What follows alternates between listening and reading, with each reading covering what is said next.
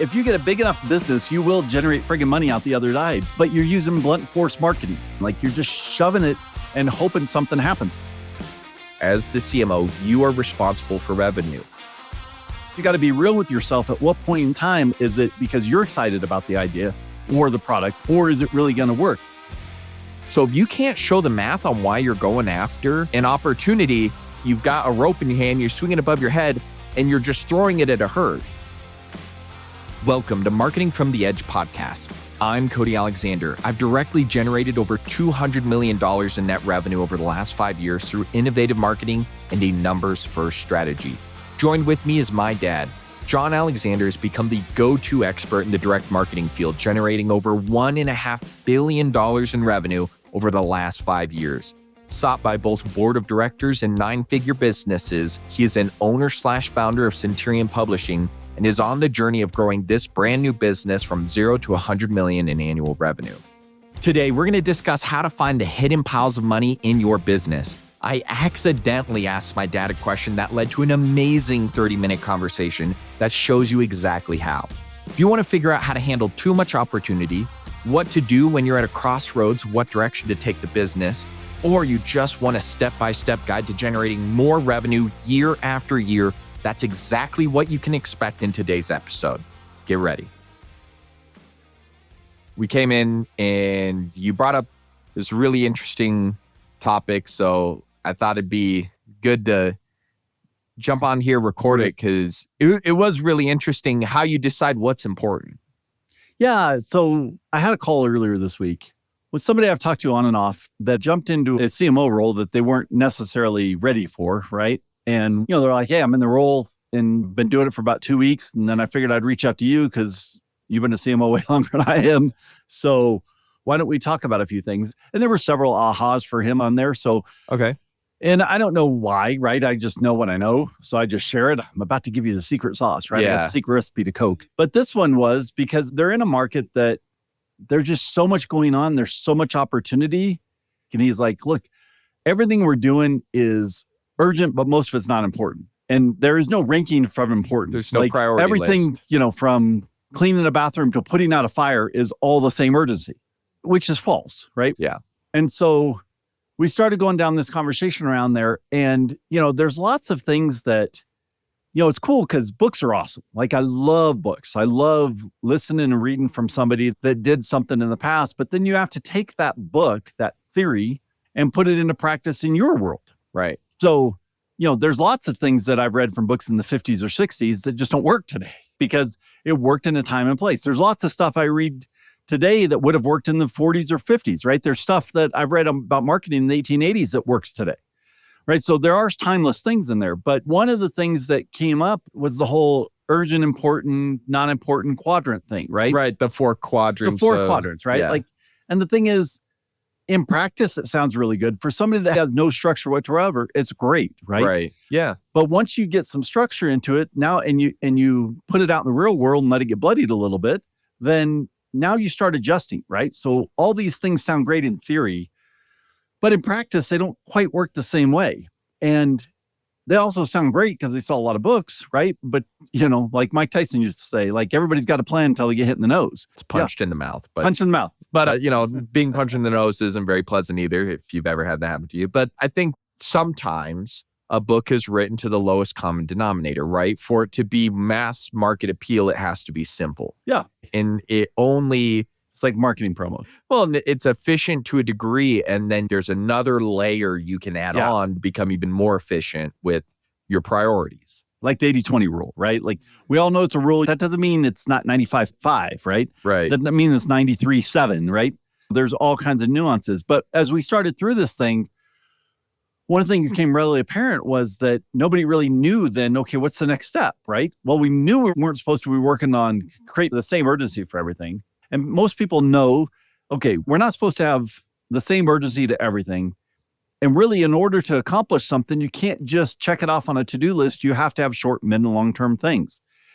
And so what I have always done is sit down, and every business has opportunity. I don't care if you're just starting out. Like we're just starting out at Centurion, right? Right. We have opportunity. I mean, even if you've been around forever, you're Coca-Cola, like Coca-Cola has opportunity. Has an opportunity, exactly.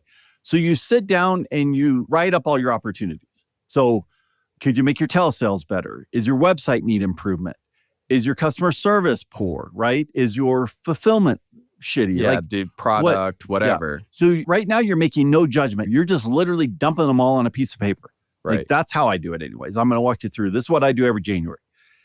And I just dump everything I could do. So when I got to Legacy and I got there mid-17, by January of 18, I literally ranked down about 15 to 18 things we could do better. Like, that we knew we weren't doing the level that we could. And originally the way I used to do this is I used to star them, like 5-star, 4-star, 3 stars. Oh, that's like, interesting. So how we're doing on that, I would give it a star. So if we're 4 out of 5. Yeah, that's what I was going to ask. Yeah. Is like, is higher better, is lower better? Yeah. So if we're pretty good, but not perfect yet, I give it a 4 out of 5. If you're like, hey, we've heard of that word, but we've not done anything. Like lead gen, we were doing 0 lead gen. So we got 1 star. Hey, there's a big opportunity here. And that works pretty good, again, to try to rank out and decide where you should work on it. But really, ultimately, what works the best, and it's literally, I'm telling you, it's the hardest thing to do, but what works the best is then assign a dollar value to every one of those opportunities. So if you took, whatever, I'll say, webinars, we were about a 3 out of 5. So if you take a 3 out of 5 and you move it to a 5 out of 5, how much is that worth for you? If I take lead gen from a 1 out of 5 and move it to a 5 out of 5, and number one, can I do it? But number two, how much is that worth to me? Yeah, at this stage, all you're doing, one, you're ranking how you are at it. Yep. And then step 2, you're ranking how valuable it would be to go from where you're at now to where you think you can get to. Yep. And the thing, clever. Though, at the end of the day, you have to be honest with yourself, right? Direct mail was a 1 out of 5 on that thing. I'm a direct mail guy. I've been doing it since the 80s. You were partial to it. Yes, but I knew I was partial to it, and I knew the opportunity wasn't as great as others. So you have to be real with yourself. Just because you're great at something or you love something doesn't mean you should do it. I think you're the one that came in and actually started working on the direct mail. Yeah. And started getting it going. Yeah, I've got 40 years of experience at it, but the reality is that doesn't help a whole lot if there's a bigger dollar opportunity, which there were. So I literally just would put 5 million, 15 million, 2 million, 1 million, whatever. As I went through all those, then turned around and ranked them and stretch them out. And the ones that I think we can make the most impact and has the highest quote unquote money to the company, it's the ones you start on first. And most of those are projects. They're not like, hey, let me just change the font color from red to blue, like all that bullshit that people do. Well, and I think one of the things that there's a difference between going from like, oh, if we got this from 3 stars to 5 stars, it's worth this much. Like, you have to make that something tangible your team can go and execute on, right? So you have to say, the first thing we need to do is X. Here's a project. Once that gets done, then we need to do Y. There's project number 2. Now, you don't go on project number 2 until project number 1's done. And you also have to value like each of those, I think, then in how big of a project is that, right? Exactly. How many projects are there for us to get to there? So you still want to work on the highest dollar stuff that you can accomplish, right? Because if this problem's a $15 million problem, you can do it in 2 months, or that problem's a $20 million problem and it takes you 2 years. Well, no shit. You're going to work on the 15 million 2-month problem. Right. That's why you have to 1 to 5 star it in addition to putting the dollar to it. But I'll use a real world example. We decided we were going to do live events, and I've done live events since 2004. Yeah. Right? I remember doing them with you. Yeah, exactly. You sell the back of the room. So we did live events, and I know how to put butts in a scene on a live event. I know how to set the thing up. I know how to MC it. I know all that stuff. Our live event was going to be worth $600,000. And that's not bad. No, and it's not bad. But on a $70 million company, I had other opportunities that were $20 or $25 million opportunities. And so while it was harsh, and it's really hard to look at something at a company that you're really good at and people are doing poorly, and ultimately it's not going to do as well, and let it be okay with that, because at the end of the day, it didn't matter, right? Like, if I work on the $25 million problem, it doesn't matter that we solved a $600,000 problem. That would feel great. Right. But the job as a CMO is to maximize the dollar value of a company. That's it. That's what your job is, right? Yeah, you have to manage people. Yes, you have to get marketing out the door. Well, there's a lot of ways you can do it, but ultimately you're responsible for revenue. Yeah, exactly. You're responsible for revenue, right? And so you have to be okay with, when you do this, you're going to do a lot of shit, and you're going to have buy-in from the guys, your other C-suite executives or whoever, right? The other people that you report to, because everybody reports to somebody. You're going to have that conversation and be like, hey, here's what I've done. This is what I'm doing. And the nice thing about that is some of those guys can help you with your, hey, does 20 million look like the right number to this? here's how I got there, right? I'm like, hey, if I can get another $1,000 in every webinar and we do 24 webinars this year, that's 24,000 more people at a conversion rate of 5%. This is what it did to us, right? Like you have to have some semblance of something. Like being able to extrapolate, extrapolate into an outcome. Because otherwise you're just making shit up, right? Really? Right? And we hear that all the time. We're like, oh, that's $100 million. Like I just made you $100 million. You hear that in the consulting world all the time. Yeah. And it's a load of shit, right? Yeah. Like $1 million company just had $100 million solution. Or you're like, I don't know about. They're like, I got to focus on $10,000 an hour problems instead of $1,000. Like whatever. Like, that's all horseshit. So when you do this, you have to do it both ways, right? You rank them in January, you figure out what you're going to go after, you figure out what you think it was worth. And as you're working through the year, maybe at the halfway point or check-in point, or even at the end of the year, you're like, okay, well, was I wrong? Was that really that kind of opportunity? Because you have to re-rank them again next year. You don't just rank them once and you're like, okay, this is what we're going to do. So you almost have like a feedback loop on how good are you at being able to judge an opportunity. Exactly. And it's the reason why ultimately at Legacy, we had 72 ways of making money, right? Yep. And they weren't beating the shit out of customers, right? You treat customers correctly, but you can still monetize very well in a company. So we had 72 ways of making money, and we ultimately generated a crap load of goodwill and a crap load of revenue and a crap load of customer responses that were outstanding. One thing I want to hit on too, because this is something I feel like it's a big roadblock between where someone's at today and like what you're talking about is like being honest with yourself.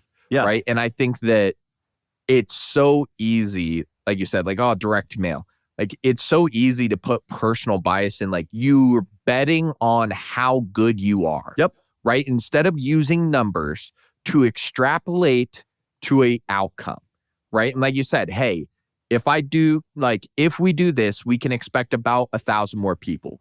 That 24 times is 24,000 people at 10% conversion rate is, 2,400 more $2,000 orders, right? Right. And like now you have an outcome instead of you going, well, I'm just so good at lead gen that it's almost immeasurable. Yeah, exactly. The whole priceless. That's priceless. Yeah. Yes. Bullshit. Because like you said, you're ultimately accountable to someone. So if you can't show the math on why you're going after an opportunity, to use an analogy, it's you've got a rope in your hand, you're swinging above your head, and you're just throwing it at a herd. Yeah.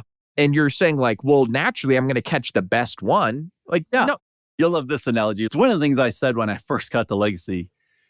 And I watched the millions of emails that were going out every day and the trickle of orders that were coming in. And I'm like, look, basically, you're in a room full of flies with a sledgehammer and you're swinging it. Yes, you're going to hit a couple of them. But is it the most efficient tool you have? No. Like if you get a big enough business, you will generate friggin' money out the other side. But you're using blunt force marketing, right? You heard me say that all the time, right? We're just blunt force marketing. Like you're just shoving it and hoping something happens. Use targeted stuff. Like figure it out. Don't piss off your customers, right? Do it in a way that takes care of them and generates in the bottom line. And you can do all that stuff, right? But again, you have to be honest with yourself. You have to be real. And you have to also give yourself feedback. So yes, I was accountable to the partners and all that stuff. And if the partner's like, yeah, I understand you think that's a bigger problem, but we want you to work on this one. Like we want 500 people in the live event, no matter what. Okay. Yeah. I'm like, look, we're going to give up $10 million. That's what I would tell them. I'm like, hey, I'm going to give up $10 million. You okay with that? Yeah. And then ultimately they get to say yes or no. Exactly. And frankly, like we talked about, as the CMO, you are responsible for revenue, right? Maybe someone else is looking at it with another piece of context in mind, and they're willing to give up some revenue for another outcome. So here's a perfect example, right? One of our live events, we were trying to get a guy like Glenn Beck, right? We were trying to convince him to come over to Legacy, which would have been $100 million franchise, right? Wow. And they were going to have him speak at one of the live events. Well, you don't want to have him go to a live event with half the seats full. Like you want a full seat, right? So you might take time and take a lesser thing because down the road, it's going to generate tomorrow dollars. Right. Today dollars, no. Well, the opportunity is beyond just them being in the room. It's, that's why I call it tomorrow dollars and today dollars, right? Like as CMO, you're primarily focused on today dollars and what you can do to maximize today dollars and slightly tomorrow dollars. They were looking at 2 year dollars because they were trying to maximize the value of the company as a whole. And again, that's why you got to get feedback. You got to let people understand what you're doing, how you're doing it. I would sit down with my CFO and explain this to him. And I remember one day we're walking back and I hadn't kind of explained this to him yet. And we're about 2 years into it. And I'm like, man, like, if I could get telesales under marketing, like I'd make us another $15 million. And he's like, well, why don't we just do that? I go, because I'm working on $20 million problems. I can't afford to do it. Right. And so I kind of sat down and explained my rationale. And he's like, oh yeah, don't touch cell cells. Leave it alone. Like, it's good enough as it is. Let's worry about it later. If you're going to give people the 5 steps to tackling the biggest opportunities in their business by prioritizing the real opportunity, like just a quick hits of like every January I do this, then I do this. Step 1, I just write them all out. It doesn't matter, right? You're brainstorming. Right. And so I would literally for maybe 30 or 45 minutes, just write all the shit we could do, right? It depends on the size of your team, right? But here's all the shit we could do, right? We could do more live events. We could do webinars. Like we do direct mail. We can put more butts in seat. We could do more seminar. Like you Send just write another all email. the shit that you're doing, right? Yeah, exactly. We can worry about open rates, right? And then how good are we at all those things that we could or are doing? And you 0 to 5 star it. Boom, boom, boom, boom, boom, right? And most of the time I just write 1, 2, 3, 4, 5. Yeah. Again, trying to be as honest with yourself as you can. Then I'm like, okay, if I improve this, how good do I think I can improve it? Can I take it from a 3 to a 5? Like some of them you can't. Like I may not have the skill set to do it. Or the team yet, right? or the like team doesn't have to do it, right? I don't have enough bodies to do it or whatever, right? Marketing spend or whatever, right? So in our case, in the early goings, we couldn't do more than 2 webinars a month. That was our limiting factor. So it didn't matter if we made every webinar a 5, we could only do 2 of them anyways. Right. So we had a limit that we could go to. So that year I worried about, okay, well, how do I expand the marketing calendar so the way that I can go to 4 webinars, which is what we did, right? So that was the opportunity. So where you're at today, where you think you can get to. Yep. Yeah, in a realistic period of time. And then you sign a dollar value. Yeah, I sign a dollar value, right? And it's not like $1, $2. Like it's literally like, I think that's $1 million or whatever it is, $100,000 problem. That's a $50,000 problem. Like you don't have to be exact, but you got to have a realistic expectation of what you think that is. So now I'm just going through this as like, you know, if I'm sitting in the seat, it's me mental exercise. I do that. And now I've got, you know, say I've got 10 ideas. Hopefully I'm better than that. Yeah. I've got a lot more. Yeah, but you don't need that many, you know, right? But you got 7, 10 things here and you go and you've got like 2. They're about as valuable on the dollar value. How do you decide which one to move forward with? Which one excites you more? Like that's one way to do it. You can do it on, okay, if I fix this, if I work on this, what does it look like 3 or 5 years down the road? Okay. So you can get beyond like, hey, just fixing that right now, like live events. We did a seminar every 2 years. Okay. So if I fix it, great. Like that one I do every other year. So it's only going to do so much. Right. 3 years from now, it might make, you know, $2 million this year, but next year I'm going to make 0 because it doesn't matter because I'm not doing it. Where this one, if I fix it, it makes $2 million, but next year it also makes $2 million. They're both $2 million problems, but this one naturally is a bigger. So you either reward. stretch or shrink the time horizon of the impact. That's one way to do it, right? That's one way to do it. The other way to do it is how long do I think it's going to take to accomplish those 2 things, right? If it's going to take a long time, then maybe I'll work on something else. How much of each of those could I delegate, right? If you can delegate some of it, then great. What am I most excited about? Because if you're more passionate about doing something or your team's more passionate about doing something, you're going to work harder on it. You can put more energy into it and you're likely going to get a better result. Like fixing webinars, I was way more passionate about than fixing telesales. Yeah. So even if it's the same problem, I'm much more passionate about fixing landing pages. Yeah. One of the talks that I did was the $100 million webinar. So you could do it a bunch of ways, right? There is no right or wrong way to do this thing, by the way. And as you're going through, right, the biggest thing is most people lie to themselves. Yeah. Right? They're just not honest with themselves on what they can accomplish. Or even that is like they sell themselves. Yeah. Like it's not that they're trying to lie to themselves, but they sell themselves. They bloat the impact. And so, you know, I would do that. So I did this one year, right? There were, I think, 20 things that I thought were all $2 million plus problems, right? That would all be $2 million problems that I'm like, you know what I really need to do is just hire somebody, train them up for about 2 weeks, and then they can go dig in that $2 million pile and get it. Gotcha. So another way to increase impact is you go find someone to tackle it. So we added like 30 or 35 bodies that year in our marketing team because there was so much opportunity in each of those problems, you know, and you generate $100 million out of those 35 bodies that I would have never been able to generate 100 million myself. Well, and that's a really clever way too, because if you traditionally categorized it as like either important or urgent or any one of those 4 quadrants, you may not think outside the box to go like, well, I could hire someone for $50,000 to go make $2 million. Like that's great arbitrage for a business. Yeah. And I did a lot of that, right? I mean, our marketing team at one point was 99 bodies, right? Found opportunity, go find somebody in it, get them trained up, let them dig, check on them, manage them, do all that stuff. track what that number is. And sometimes you're wrong, right? Sometimes I'm like, hey, like push for us. Lots of guys were doing really great on push notifications, web push, right? Yeah. Doing great on web push. And we just couldn't make it work. I hired 2 different people for it. I thought it was a couple $1 million opportunity. I think the most we ever made was $500,000 out of the thing, which isn't bad, right? So you got a $50,000 guy making $500,000, but it just got to where you take that $50,000 guy and you're like, well, yeah, we're only making $500,000 on that one. Why don't we pivot you over to here and see if this is a bigger bucket? Maybe it's 800,000, and you stop doing push. Right. And you also have to realize, when you're wrong. Because if you would have been like, no, I'm absolutely right, there's $2 million there, then you start compromising other areas of the business to try to justify your belief, right? Yep. Even though it's been proven no longer real. So when you launch promotions, right, your justification point is what I'm trying to make up. Okay. Out of 5 promos that you launch, right? One of them's a winner. That's great, right? You run the winner, right? One of them's a loser. Great. You shit can the loser. Easy. What do you do with the 3 in the middle, right? And most people, what they do is they spend a shitload of money or time and energy trying to justify to themselves why those 3 should work. You need to work those 3. No 2 ways around it. Right. But you got to be real with yourself. At what point in time is it because you're excited about the idea or the product or whatever, or is it really going to work? That's the true value. And I know marketing teams right now that all they do is run winners. If it's not a home run, they shit can it because they don't have the expertise and experience of creating value out of those 3. We ran the shit out of legacy off of those 3 that were in the middle. We'd find which one of the 3 wasn't working and you shit can it. Now you got 1 home run, a double and a single, and off you go again. Yeah. And at one point, I think we had 27 front end offers working all at the same time. I mean, you're generating 3,000 orders a day. And sometimes good is good enough. Yeah. And you had a few home runs that were, for us, 400 orders a day. You had a few home runs, but the vast majority of those were promos that were good, that we had a big enough team. The opportunity was big enough. They were worth enough money that you could make it work. All right. Then tomorrow, what I need to do is I need to sit down.